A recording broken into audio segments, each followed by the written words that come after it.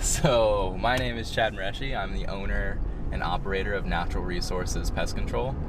We're based out of Miami, Florida, and we've been in business since 1986. So I'm a second generation pest control operator.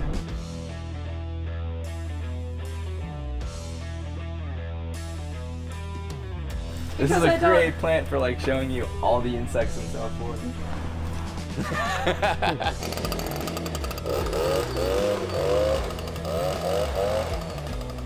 A runoff from this grass right into here.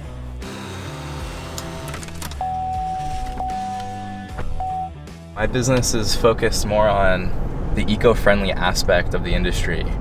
People are more concerned about the kind of foods that they're eating and the kind of, toxins they're exposing themselves to. I'm not only thinking about just owning a small pest control company in Miami. I'm thinking more about how I can leverage this company to set new standards in the industry and change the way that we practice pest control altogether. And which is big, it's bold. I don't want my company to contribute to anything bad that's happening in the environment. Between the green-blue algae that we have in Florida from all the runoff, the exacerbation of these red tide blooms close to our coast. I've always loved plants and I've always loved bugs and reptiles. When I was a kid, we had this big Florida room and it was just lined with aquariums full of all sorts of stuff. It was part of my environment, just being around nature all the time. So growing up in it, I had a respect for it and I had a passion for it. So now I get to foster the preservation of it all through my company, which I think is pretty profound, especially considering all the negative impacts that people are having on the environment. It's nice to be on the other side of it. My brother was growing the pest control company. Once he made a website, he tripled the revenue of the business from 75 grand, just over 200, and we needed help. So we grew up in it. It's how my parents helped raise us. It's what provided for us. And my parents didn't have a lot. They were just working class people. Makes it a little more personal. And what's cool, which is content that I guess I'm gonna get out of it too, is educating people on alternative pest practices that are safe for the environment. I ask this question every time I'm in a large group setting around my peers. I have everyone raise their hand if they have pest control service regularly at their home. Of course, everyone raises their hand. And then I follow that question with, how many of you know what kinds of products are being used in your home or at your office? And all the hands go down. And it's interesting to me because everyone has it, but no one really knows anything about it. They don't know what the products are, if they're even safe for them, how they're being used. I mean, granted, we want to be able to trust our pest control professionals to do a good job, but at the end of the day, they're exposing people to a lot of really toxic things every month, every other month, every quarter, depending on how frequently you get service. And that's a lot of exposure. This is actually cool because we do some private schools.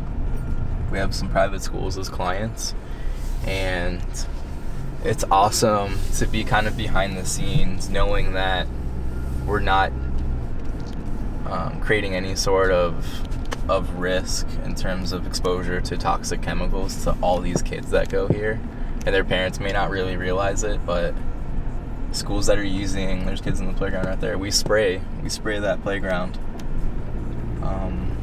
with 25B stuff for ants, and the kids can be out there playing, but parents don't realize it, but their kids aren't at risk of exposure to any chemicals because the school decided to use us, because we're natural.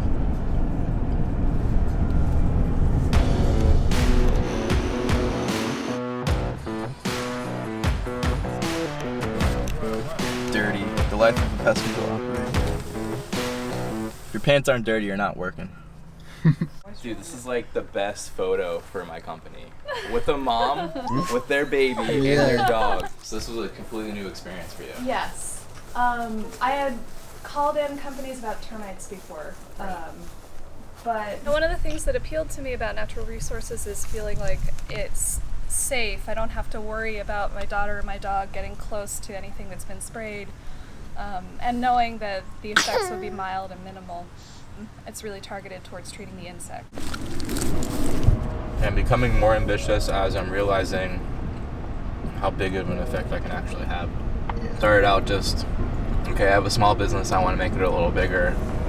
And now I have a small business and I want to make it a huge business, because the bigger I make it, the more of an impact I'm going to have on the environment. Which is bigger than just thinking about running a company to make money. Yeah. The money's going to be a byproduct, which is cool.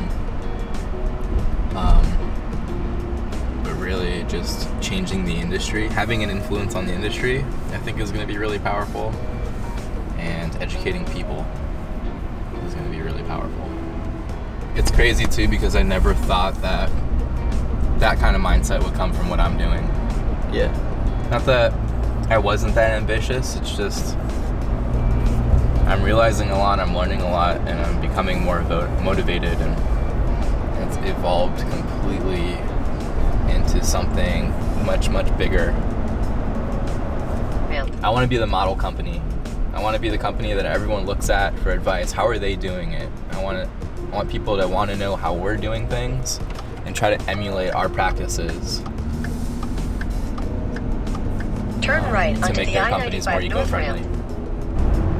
I've grown as a business owner and entrepreneur, in the sense that I am responsible for other people, and I want to be a good boss and a good Left leader. at the fork. I'm trying to educate myself on how to lead, how to build a business. Continue for 11 miles. I'm 29.